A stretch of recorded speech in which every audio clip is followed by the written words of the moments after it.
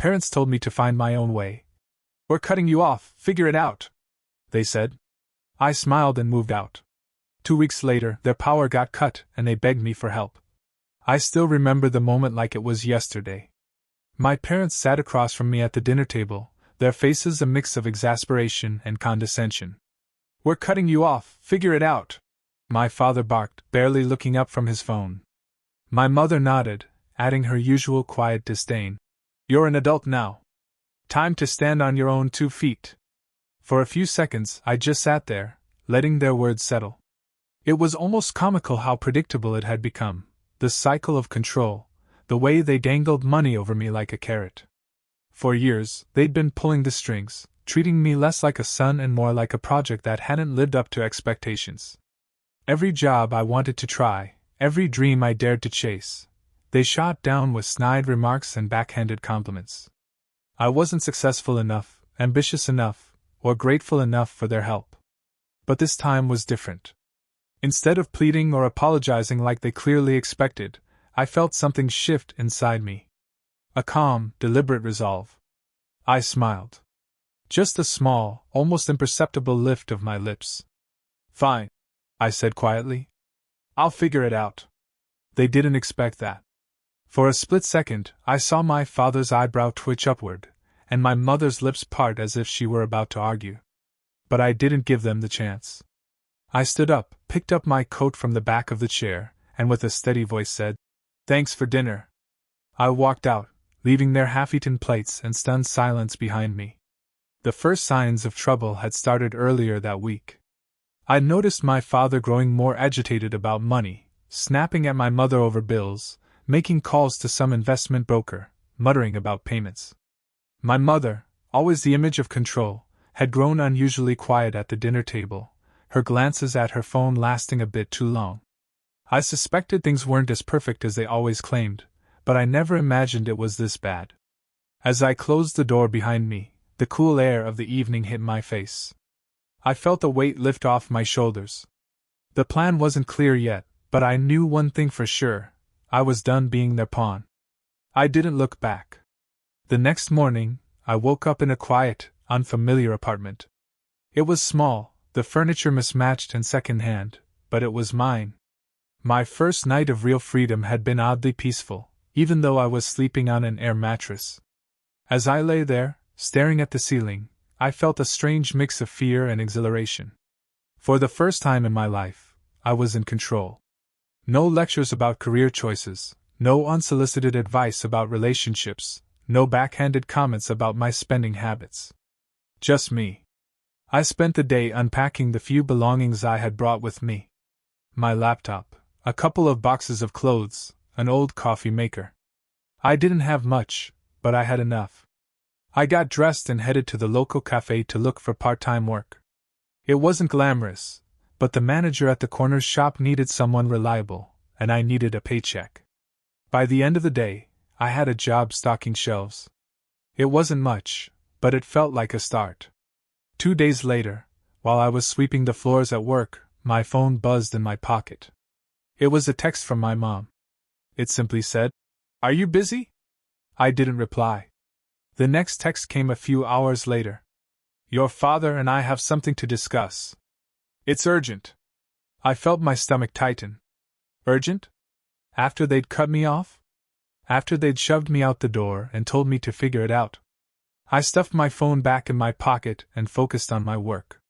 That evening, as I sat in my little apartment with a cup of instant ramen, the next text arrived. "Our power got cut off. We don't know what to do." I almost choked on my noodles. Their power was cut? My parents, the ones who'd boasted for years about their financial stability, the ones who'd bought new cars every few years just to show off, the ones who always made sure to remind me of how much they were doing for me. I stared at the screen, the weight of irony settling on me like a blanket. For so long, they'd made me feel small, powerless, indebted. Now they were the ones sitting in the dark, and I was the one with the power to help, or not. I put the phone down and turned off the lamp. I sat there in the glow of my laptop, listening to the quiet hum of the refrigerator. My own power was still on. For the first time in years, I felt a flicker of control. The next morning, I was getting ready for work when the knocking started. It wasn't timid. It was loud, insistent, the kind of knocking that demanded attention. I opened the door to find my parents standing there. My father's face was flushed, his jaw set tight. My mother looked tired, her hair disheveled and her makeup smudged. They didn't look like the poised, confident people I'd grown up with. They looked desperate. "John," my father said, his voice cracking slightly. "We need to talk." I leaned against the doorframe. "About what?" "Our power's been cut off," my mother said quickly. We didn't know it would happen so fast. There were some things we didn't take care of. And now we're stuck." I crossed my arms, feeling the weight of years of resentment pressing down on me. "So you came to me." My father's mouth tightened. "You're our son. We need your help." I felt my jaw clench. "Help? Like when you told me to figure it out on my own? Like when you cut me off without warning? Like when you laughed while you did it?" My mother stepped forward, her hands wringing nervously. "We didn't mean for it to be like this. We thought you'd come back, that you'd realize." "Realize what?" I snapped. "That you were right? That I couldn't make it without you? That I'd come crawling back begging for help?" They both fell silent. For the first time, I saw the cracks in their armor, the fear, the uncertainty, the realization that they weren't as untouchable as they'd always pretended to be. And for the first time, I wasn't the one on my knees. "You need to fix this," my father said, his voice low, almost a plea. "You have money, don't you? You're working. You can pay the bill." I took a deep breath, the air sharp and cold in my lungs. I remembered every condescending comment, every time they dismissed my ideas, every time they made me feel like I wasn't enough. I remembered the quiet satisfaction of moving into my apartment, the taste of independence I'd waited years for. I straightened up. "I'm sorry. I can't help you." Their faces twisted in disbelief. My mother's voice cracked. "John, please. We're family." I shook my head, feeling a calm I hadn't known I possessed. "That's what you always said when you wanted something. But now you're on your own. Just like you told me." I stepped back, the door closing slowly but deliberately. As the latch clicked shut, I heard my mother's voice break into a sob. My father said something low, almost a growl, but I didn't catch the words. Inside, the apartment was quiet. Peaceful. My power was still on. My small world was intact. And for the first time in my life, I felt truly free. I sat on my couch for a long while after closing the door, my heart racing but my hands steady. It was a strange mix of emotions, bitterness and satisfaction, guilt and liberation, all tangled up into something I couldn't quite name. I wasn't used to saying no, not to them. But now I had, and I was beginning to understand what it meant to have boundaries.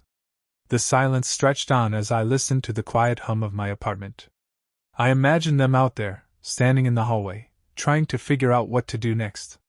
A part of me almost wanted to open the door again, to take pity, to offer some solution. But then I remembered the sneers, the dismissals, the way they'd looked at me as if I were a burden, a failure. They'd always been so sure that I needed them, that I was the one who couldn't make it without them. Now they were the ones standing in the dark. I picked up my phone and scrolled through the missed calls, the desperate texts. My mother's words echoed in my mind. "We thought you'd come back. We thought you'd realize." But they hadn't realized anything about me. They didn't see me as capable or independent.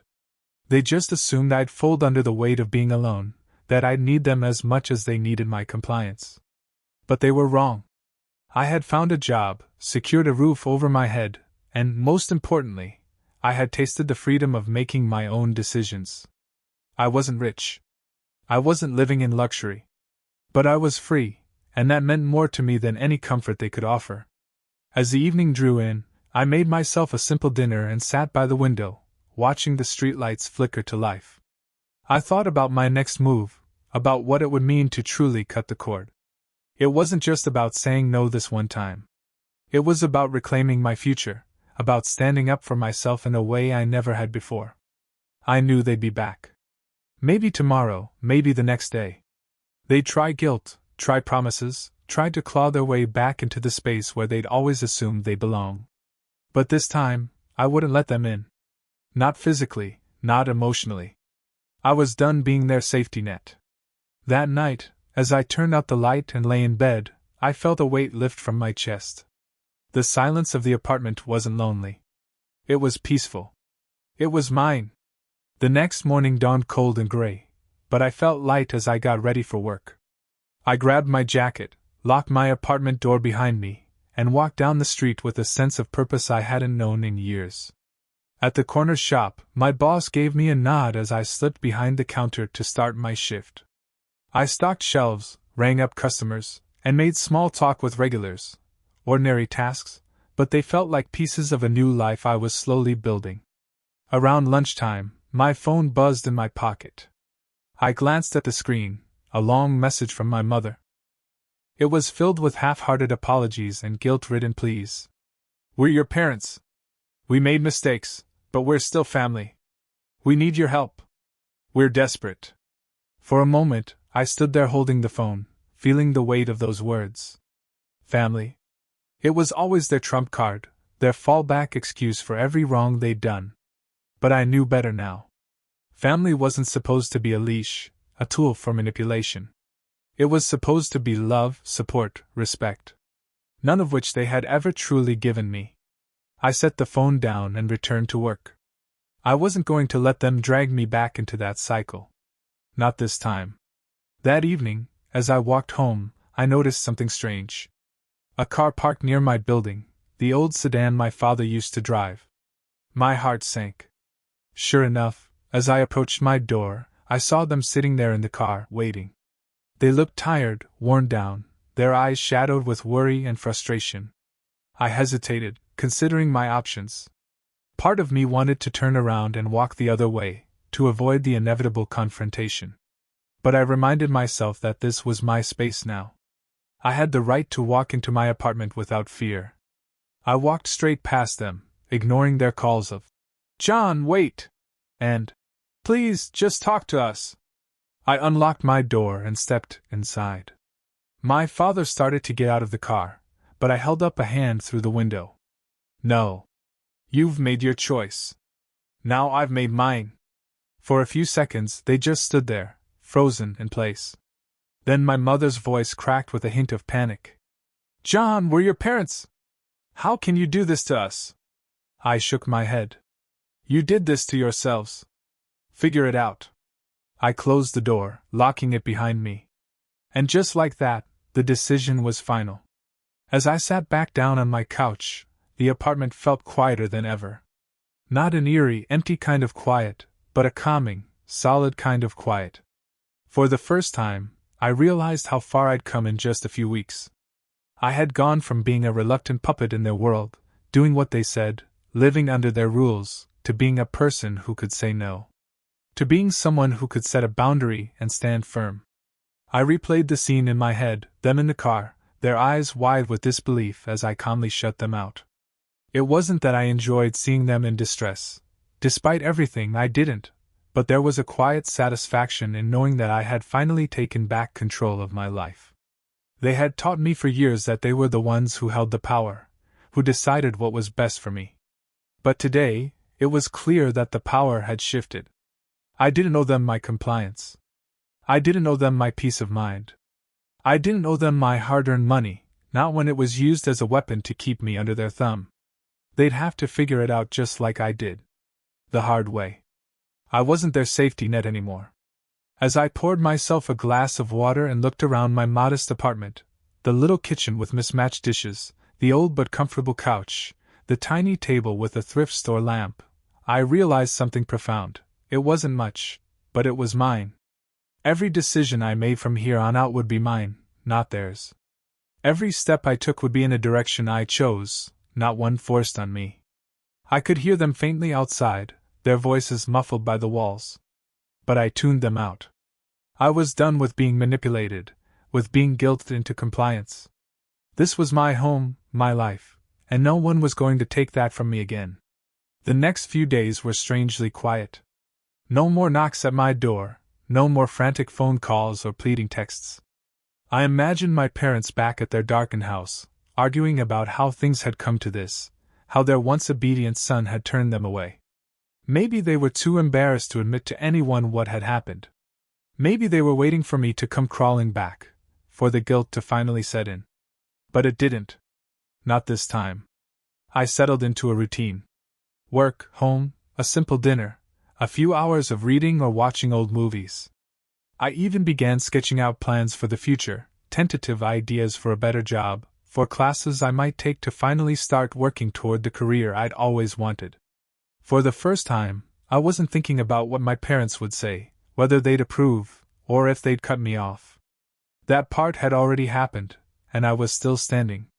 One evening, as I was sipping tea by the window, my phone buzzed.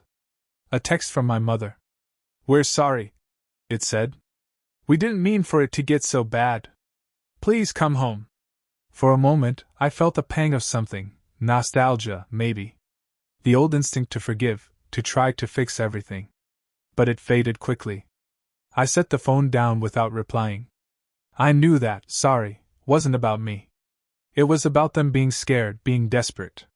It wasn't an apology for how they had treated me all those years, how they'd used me and belittled me. It was an apology for the inconvenience of being powerless. I went to bed that night feeling more resolved than ever. Their pleas would fade into the background, just like the rest of their manipulations. I wasn't going back. Not ever. A week passed. Their silence was almost louder than the pleading. I hadn't heard another word from them since that final text. Maybe they'd finally accepted that I wasn't coming to the rescue this time. Or maybe they were just regrouping, waiting for the right moment to try again. But me? I was thriving in my own quiet way. The apartment still looked rough around the edges, but every day it felt more like home. I even started bringing home small plants, filling the space with a bit of life. I cooked simple meals, kept the place clean, and found comfort in the routine. It wasn't perfect, but it was mine. One afternoon, as I was walking back from the corner shop with a bag of groceries, I spotted a familiar figure waiting outside my building. My mother. Her coat was rumpled, her hair pulled back hastily. I almost didn't recognize her. For a moment, I considered turning around, pretending I hadn't seen her. But something in her posture, a defeated slump I'd never seen before, made me stop. "John," she called softly. "Please." I stood there, groceries in hand, heart beating a little faster. "What do you want?" She looked down, her voice cracking. "We don't have anywhere else to turn. Your father, he's been trying to get loans. But no one will help. They say we're too far behind on everything. Our power's still out, and we might lose the house." I stood there in silence, the weight of her words hanging in the air. I thought about all the times they had belittled me, how they'd dismissed my ideas, crushed my confidence. I thought about how they'd kicked me out without a second thought, fully expecting me to come back, groveling. And now, they were standing where I had been, not knowing where to turn, feeling powerless and small. I felt a strange calm settle over me. "I'm sorry," I said quietly. "But you'll have to figure it out." Her face crumpled, and for a moment, I almost wavered. But then I remembered, this was the lesson they never learned. That choices have consequences. That you can't build a house on manipulation and expect it to stand forever. Without another word, I turned and walked inside, closing the door gently behind me. I stood in the hallway for a moment after closing the door, the quiet of the apartment wrapping around me like a shield. The sound of her voice, fragile, pleading, still echoed faintly in my ears. For a second, my hand hovered over the lock, as if some deeply ingrained instinct was urging me to open it again, to let her in, to offer some kind of help. But that instinct was an old ghost, a relic from years of conditioning. I drew in a slow breath, and I turned the lock. I set the groceries on the kitchen counter, hands trembling not from fear, but from the sheer weight of the moment. This was it. This was the culmination of everything, the years of being talked down to, of being dismissed, of having my life controlled by people who believed they were entitled to it. Now, for the first time, I had chosen myself over them. And it felt final. I sat at the small kitchen table, staring out the window as dusk settled over the street. The glow from the streetlights blurred softly in the glass, casting pale gold reflections onto the walls. The apartment was quiet, save for the faint hum of the refrigerator and the occasional creak of the old wood floors. Outside, I imagined my parents standing there, facing the realization that they were truly on their own. I thought back to the countless times they'd used the excuse of family to manipulate me. Family means sacrifice. Family means responsibility. But their version of family was a transaction, one where I paid, and they reaped the benefits. Every time I had tried to assert myself, they tightened the leash, reminding me that I was dependent on them. And when I finally started to stand on my own, they panicked. They cut me off, thinking I'd fall apart, that I'd come crawling back. They never imagined I'd find strength in their rejection. But now, the power was mine. And I wasn't going to waste it on the same cycle of guilt and obligation. I poured myself a glass of water, feeling the coolness against my fingers, the solid weight of the glass in my hand. I drank slowly, savoring the simple, grounding act. I thought about the job I'd started, the money I was saving. It wasn't much, but it was a start. I thought about the small victories, the first paycheck, the first meal I cooked in my own kitchen, the first night I slept under a roof that was entirely mine. This wasn't just about money. It was about dignity. About reclaiming my narrative. I imagined them driving home, back to their darkened house, to their mounting bills and their empty promises. I wondered if they were finally realizing what it felt like to be powerless.